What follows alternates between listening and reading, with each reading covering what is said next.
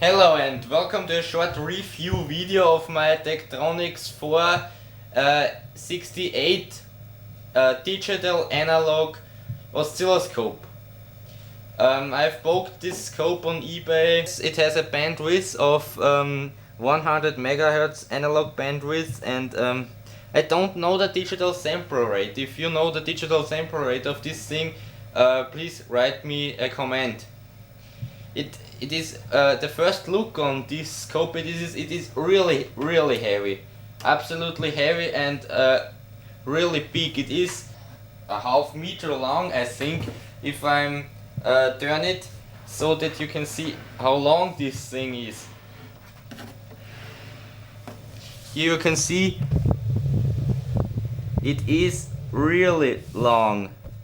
It has here a digital storage on top. Here you can select between the digital storage modes. Here you can select between post trigger and pre-trigger. You can select display response, sine wave or pulse, and here you can select two different automatic measuring, not automatic, cursor measuring features between volts and time, and this you can, here you can move the cursors and here you see the result. It has also this knob here. This knob is for the second time base, the delay of the second time base. It has two time bases in it, and this I'm going to show you later. We have two input channels, and here we have a trigger, external trigger input, two external trigger inputs for both time bases. So here we are on the back of this oscilloscope, and here we have several outputs. Yes, here we have really useful outputs like this, inputs like this Z-axis input, which is for controlling the intensity of the electron beam. Okay, now I've connected to the power grid, and now we are switching this thing on. Here you can see it is checking now the digital things, and here the electron beams come up. Yes, adjust the intensity a bit. Okay, here with this switch I can switch on and off the first channel. Here I can switch on and off the second channel. With this I can switch between chop and alternate mode. You can see here. Okay, now let's connect the signal to it. Here I have a 1K sine wave signal. It is coming out here, and now I'm connecting this signal to the first channel of my scope. And here you can see the sine wave signal is coming out. Yes, this is for the time base, and here we have the voltage. So it looks pretty good, looks really clean. Now I show you this important, or not important, but useful feature here. It has a backlight. Here you can see a backlight, which is important if you are working in a dark room. You switch it on, off again. Now we try out the digital storage function of this scope. Here I go into normal storage mode, and you can see now it is in digital storage mode. It is a bit slower responding now in the digital mode. No, not really slower, it is pretty fast, I think. Yes. Okay. We have some different modes. We have the normal storage mode, which is just the normal storage mode. You have this mode here, so you can see the envelope mode. You also can adjust how many circles are enveloped. For example, this means infinity, so you can see it's like burning in the signal. It's really useful if you have a glitch for a short time, like so, and now you can see the maximum voltage. Okay, Now here we have the Avg mode, which is averaging the signal like this. Now we have switched 32 to averaging signals. Now you can see it is responding really slow if I change the voltage, because it is averaging the signal. This is if you want to get a really clear and clean signal. And here at the last we have the save mode, which is saving the signal. If I disconnect my signal now, it is standing there again. Now I go back out of the save mode, and now I connecting my signal and go into save. Now it's saved. The special thing on this save mode is if I connecting again my signal here and save this signal, in save mode you also can adjust this and this knob. But if I zoom the voltage more in, you can see you can zoom in the voltage after saving the signal. I really like this feature, yes, really like it, yes. And here I also can zoom into the time. Also really like this feature. It's just really useful if you have a signal that is not really long there, and you can capture it with this. And yes, okay, good, that's for the save mode. Now reconnect the signal and go back into normal mode. And here we have the cursors for measuring the voltage. I can adjust the cursors here with this and this. Yes, let's make a peak-to-peak measuring. And the signal that is coming in now has 5.13 volts peak-to-peak. And if I go to time, I can make time measurements. Here you can see these dots now, and I can go say from this dot to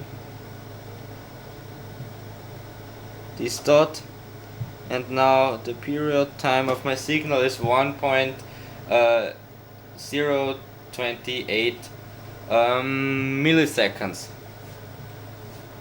which is also really useful because it is more accurate if you're measuring this way. So now let's go back into non-storage analog mode, and I show you another really useful feature that these old Tektronix scopes have. This is the second delayed time base. If I go into the delayed time base mode, at first I make the signal a bit smaller and put it up here. So now I can show you, I can switch to alternate, and in alternate mode it is alternating between the normal time base and the delayed time base. I put the intensity down that you can see it better. I hope that it is good looking on camera. Yes, it is okay.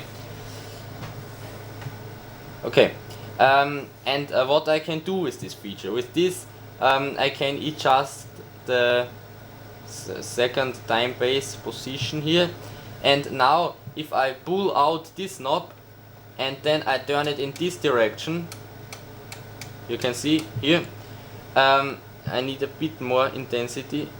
Yes, so then I can use both time bases at the same time, and with this delayed time base position I can scroll through the signal. As you can see here, I can scroll through the signal and looking to a specific point of the signal. So but now I show you a useful feature of the delayed time base, and this is accurate measurement with your delayed time base. So this is how you make it. You go into your delayed time base and then adjusting the signals that is overlapping like this, and with this delayed time base position adjusting it that is overlapping like this. So now you need to write down or memorize the actual position of the delayed time base, and in my fact it is 0.27. Now I take this knob and turn it. As it touches it like so. Okay, And now I have to write down the value now, and this is 5.35, and now I have to subtract the 5.35 minus 0.27. Okay, and this equals 5.08. You can see here. That means that it takes 5.08 divisions from here to there. Now you can check it a bit. 1, 2, 3, 4, 5. Yes, that must be 5.08. And now I want to get my time. The time base is set to 0.2 milliseconds, so I have to multiply 5.08 times 0.2 milliseconds, and that equals 1.016 milliseconds. You can see here now my time is 1.016 milliseconds. This is my period time, and with this delayed time base it is possible to measuring this really accurate. But the oscilloscope must be calibrated, and if it is calibrated, then you can make accurate measurements. If it isn't calibrated, yes, you can make accurate measurements. So now let's check the accuracy of this oscilloscope. I cannot check the accuracy of the time base because I have another oscilloscope, but no frequency counter or any other thing like this, which allows me to check the frequency, but I can check the voltage if the voltage reading on this scope is right. So I connect this. This is it goes to these crocodile clips, and here we have the BNC connector to the input, and on this I connecting my power supply, and now checking if it is at the right voltage. So now I have connected my power supply to the scope, and we go to ground coupling and put this line to 0. Yes, I use this as 0. Now go to DC coupling and zoom it in. Now we are reading exactly 1, 2, 3, 4, 5 divisions. 5 times 2 equals 10. And on my Fluke 73 multimeter, it is displaying 9.97 volts. So yes, the scope is accurate at the moment, it's spot on. I really like it, that's really good. So now let's check another voltage. So now we are exactly on 2 volts, 2.002 volts DC, and now let's look what the scope is saying. Here we have 1, 2, 3, 4 divisions, exactly 4 divisions, and we are in 0.5 volts per divisions mode. Oh, that's also really accurate. I really like it. I think it's like newly calibrated. It's absolutely accurate. Here you can see 1, 2, 3, 4 times 0.5 equals 2 volts. You can see exactly 2 volts. It's really accurate. I like it. Now let's check also the other channel. Here I switch on the other channel and ground. Put this to the ground line. Yes. And 5, 1, 2, also really accurate. Wow, I like it. It's absolutely spot on. Yes, that's pretty good. Okay, for the voltage it is accurate. For the time base I cannot say if it is accurate because I don't have a frequency counter. But yes, that's really good. If you have a probe which has this automatically switch, which is switching between times 10 and times 1 probe. Here you can see this is this thing here. You also can use it with this Tektronix scope. You can see it is now displaying 0.5 volts per division, and if I am connecting my probe like so, then it is automatically switching to 5 volts per division. So it has an automatic probe detect, which is really useful. You can see here. Thanks for watching.